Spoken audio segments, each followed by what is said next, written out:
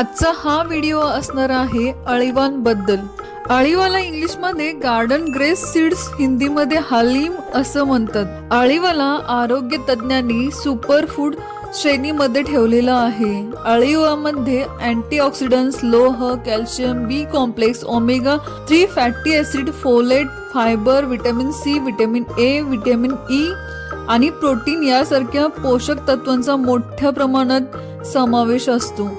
हळीवांमुळे रक्तातील हिमोग्लोबिनचे प्रमाण वाढते, हाडांना बळकटी येते, अनेमियाची तक्रार दूर होते, कोलेस्ट्रॉल कमी होतो। तर प्रेग्नन्सीमध्ये महिलांना डिलिव्हरी नंतर हळीवाचे लाडू किंवा खीर सेवन करण्यास दिली जाते। आता खीर कशी बनवायची ते पाहूयात। कढईमध्ये 2 चमचे तूप गरम करून त्यात 3 चमचे हळीव टाका। ते छान 5 मिनिटं परतवून घ्या।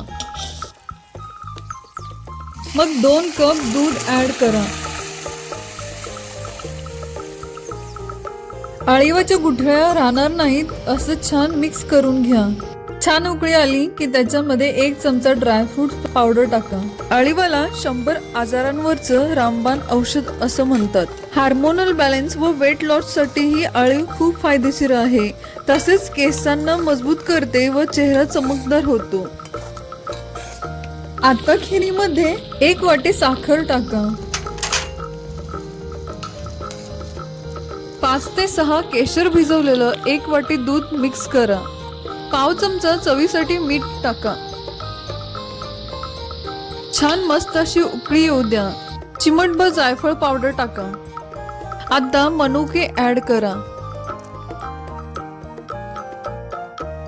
अर्धा चमचा वेलची पावडर टाका। छान असं मिक्स करून घ्या। 10 ते 15 मिनिटं मंद आचेवर शिजू द्या। अळी शिजत आली की ते असे छान फुलतात। झटपट होणारी अळीवाची खीर तयार आहे।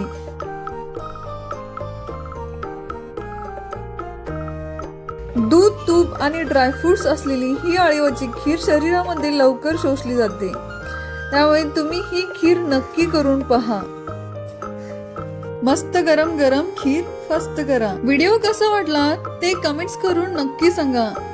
हा व्हिडिओ लाईक करा, शेअर करा आणि माझ्या चॅनलला सबस्क्राईब करा। थँक्यू।